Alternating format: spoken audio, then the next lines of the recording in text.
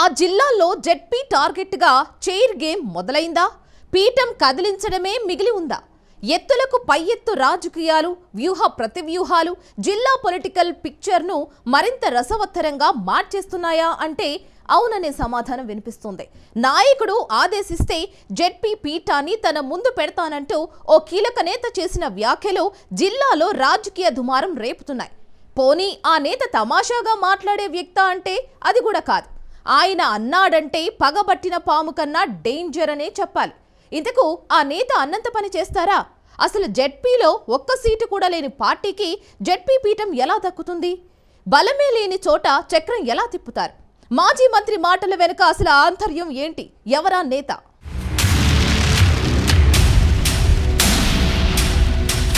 ప్రకాశం జిల్లా రాజకీయాల్లో బాలినేని మాటల మంటలు. జిల్లా జెడ్పీ పీఠాన్ని జనసేన చేతిలో పెడతానన్న బాలినేని. ప్రకాశం జిల్లా జెడ్పీలో ఒక్క సభ్యుడైనా లేని జనసేన. బాలినేనికి అంత సీన్ లేదంటున్న వైసీపీ. పక్కా ప్లాన్ తో ఉన్నారా? ఓవర్ కాన్ఫిడెన్స్ తో అన్నారా? జనసేన ఆవిర్భావ సభలో మాజీ మంత్రి బాలినేని చేసిన వ్యాఖ్యలు ప్రకాశం జిల్లా రాజకీయాల్లో తీవ్ర దుమారం రేపుతున్నాయి.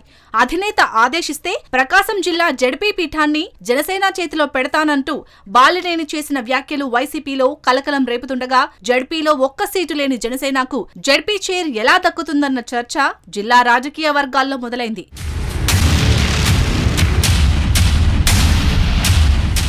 ప్రకాశం జిల్లా పరిషత్లో మొత్తం 55 మంది సభ్యులుంటే వారిలో 3 ఇప్పటికే మృతి చెందారు. ఎన్నికల ముందు 4 వైసీపీ నుంచి టీడీపీలోకి జంప్ అయ్యారు.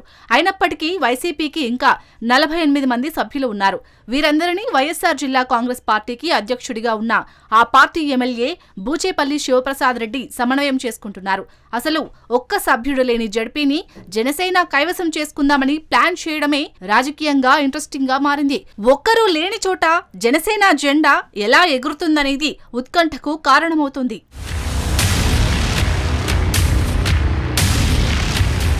జిల్లా జెడ్పీ చైర్పర్సన్ గా ప్రస్తుతం బూచేపల్లి వెంకాయమ్మ వ్యవహరిస్తున్నారు. ఈమె దర్శి ఎమ్మెల్యే బూచేపల్లి శివప్రసాద్ రెడ్డి తల్లి.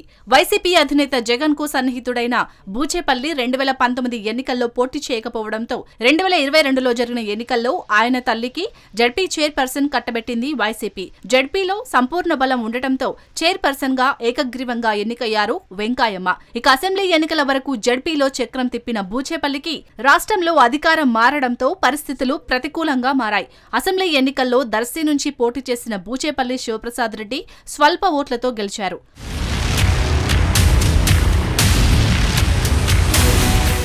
మరోవైపు మాజీ మంత్రి బాలినేని శ్రీనివాసరెడ్డి వైసీపీని వీడి జనసేనలోకి వెళ్లినప్పటి నుంచి వైసీపీ అధిష్టానం అప్రమత్తంగానే వ్యవహరిస్తుంది. జిల్లాలో వైసీపీ క్యాడర్ బాలినేని వెంట వెళ్లకుండా జాగ్రత్త పడుతుంది. జిల్లాలోని అన్ని నియోజకవర్గంలో ఎక్కడికక్కడ వైసీపీలోని బాలినేని అనుచరులు ముద్రపడ్డ వారితో టచ్ లో ఉంటూ వారు బాలినేని వెంట వెళ్లకుండా చూసుకుంటుంది. అయితే బాలినేనితో రాబోయే సమస్యలను ముందుగానే అంచనా వేసిన బూచేపల్లి తమ జెడ్పీటీసీ సభ్యులెవ్వరూ బాలినేనికి దగ్గరవ్వకుండా జాగ్రత్తలు పడుతున్నారు. బాలినేని జనసేన పార్టీలో చేరిన తర్వాత ఆయన అనుచరులుగా ముద్రపడ్డ పలువురు వైసీపీ కార్పొరేటర్లు జనసేనలోకి వెళ్లారే తప్ప జిల్లాలోకి వైసీపీకి చెందిన ద్వితీయ, తృతీయ శ్రేణి నేతలెవ్వరూ బాలినేని వెంట వెళ్లలేదు. ఇదే అంశాన్ని వైసీపీ క్యాడర్ ప్రజల్లోకి బలంగా తీసుకెళ్లేందుకు ప్రయత్నిస్తుంది.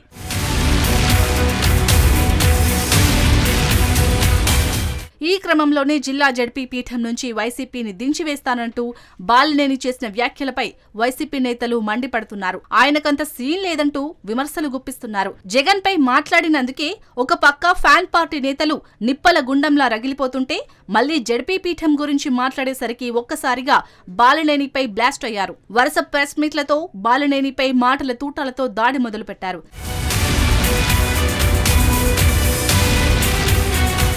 దీంతో బాలినేని వైసీపీల మధ్య జెడ్పీ వార్ ఓ రేంజ్ లో రగులుతుంది. బాలినేని వ్యాఖ్యలపై జెడ్పీ చైర్పర్సన్ బూచేపల్లి వెంకాయమ్మ తీవ్ర స్థాయిలో మండిపడ్డారు. దమ్ముంటే జిల్లా పరిషత్ కుర్చీని టచ్ చేయమంటూ సవాల్ విసిరారు. రాజకీయ అవసరాల కోసం పార్టీ మారిన బాలినేని పవన్ మొప్పు పొందేందుకు ఇలాంటి ప్రగల్భాలు పలుకుతున్నారని ఫైర్ అయ్యారు.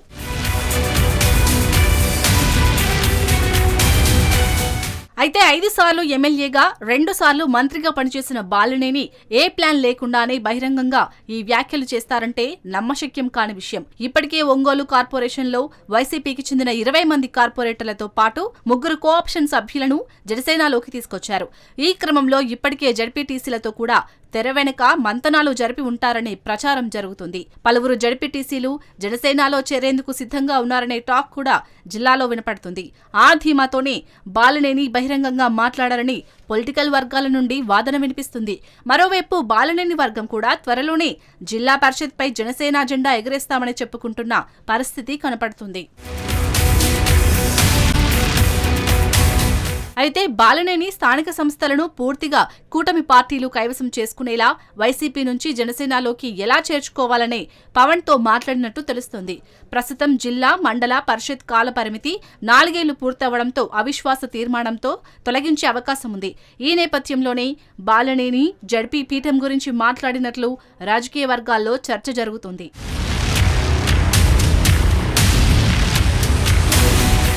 బాలినేని అన్నట్లు జనసేనకు జడ్పీ పీఠం దక్కాలంటే సగానికి పైగా వైసీపీ సభ్యులు జనసేనలోకి చేరాలి. ప్రస్తుతం జిల్లాలో నెలకొన్న రాజకీయ పరిస్థితుల్లో ఇదంతా ఈజీ అయ్యే పని కాదనేది రాజకీయ విశ్లేషకుల అంచనా. ముఖ్యంగా టీడీపీ సపోర్టు లేకుండా ఇది జరగని పని. టీడీపీ నాయకుల సపోర్టు లేకుండా బాలినేని ఈ విషయంలో అడుగు ముందుకు వెయ్యలేరనేది 2 పార్టీలో జరుగుతున్న చర్చ.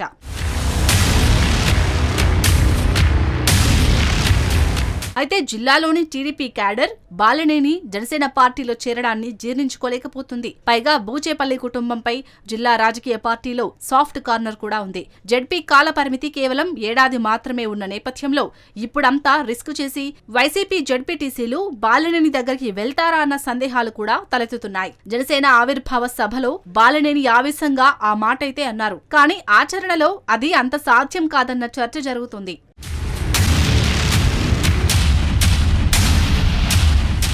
మొత్తానికి ప్రకాశం జడ్పీని కైవసం చేసుకోవడమే టార్గెట్ గా స్కెచ్ రెడీ చేస్తున్నారు. మాజీ మంత్రి బాలినేని పార్టీ పరంగా ఒక్క సభ్యుడు లేని జనసేన ఏకంగా చైర్మన్ గిరిపై గురిపెట్టి అడుగులు వేయడం రాజకీయంగా ఆసక్తి రేపుతుండగా జడ్పీటీసీలను రక్షించుకోవడంపై టెన్షన్ పడుతుంది వైసీపీ. మరోవైపు మొన్నటి వరకు అవిశ్వాసం పెట్టేందుకు ఉన్న అడ్డంకి కూడా ఇప్పుడు తొలగిపోయింది.